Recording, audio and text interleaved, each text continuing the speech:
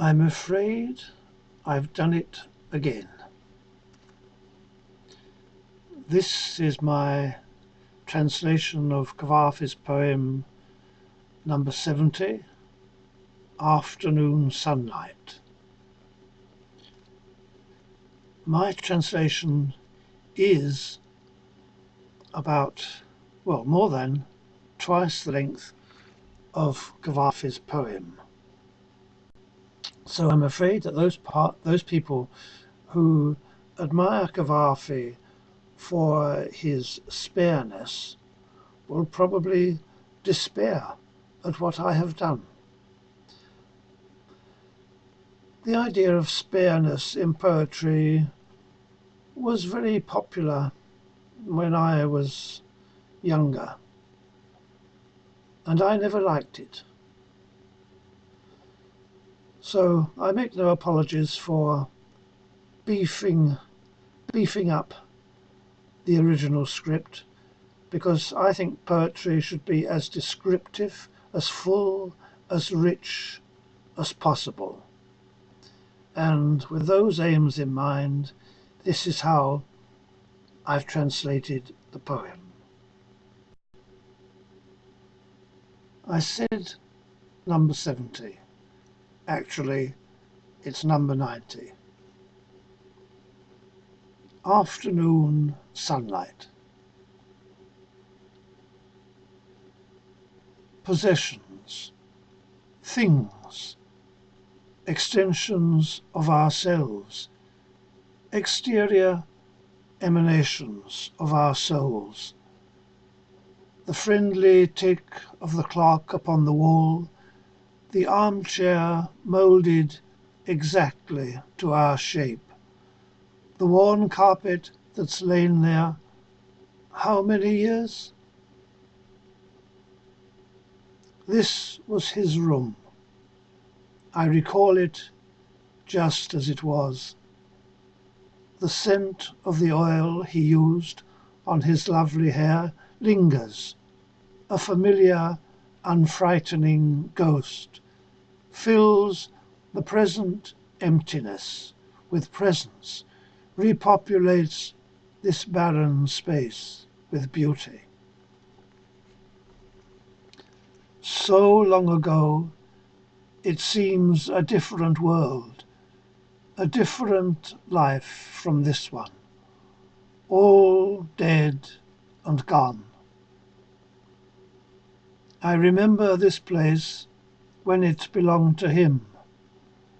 Now this room and the room next door are rented for business, the whole house taken over by various seemingly sordid enterprises. Near to the door was a sofa. Here, on the floor, a Turkish carpet. There, a shelf with a pair of fairly hideous matching yellow vases. I teased him with their ugliness. He pouted. To the right? No, opposite, a wardrobe whose mirror reflected our naked, or sometimes merely half-naked, jointed doubles locked in combinative, passionate embraces.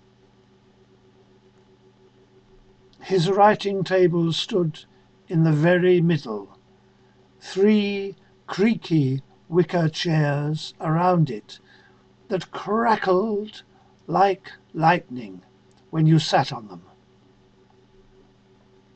Beside the window, the bed, on which we lay together many times. I could number their sum if I cared to work it out.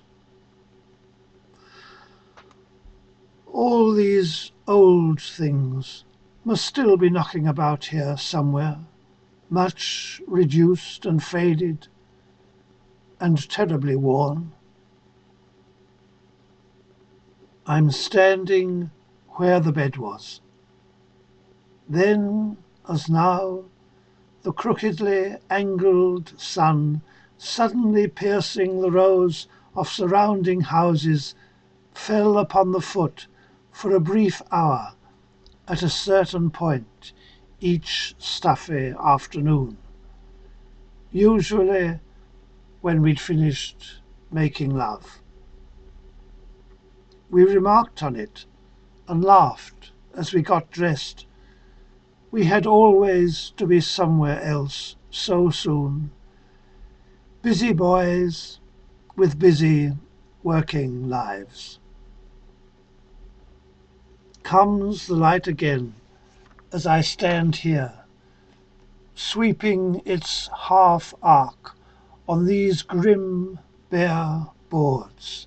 Sun and walls can't change while the house remains. As for us, at 4 o'clock one muggy summer day, when the sunlight had retreated, we said goodbye. Goodbye in the sense of au revoir, intending to be parted for one brief week. I never saw him again. Just think of that. I never saw him again. It was the end.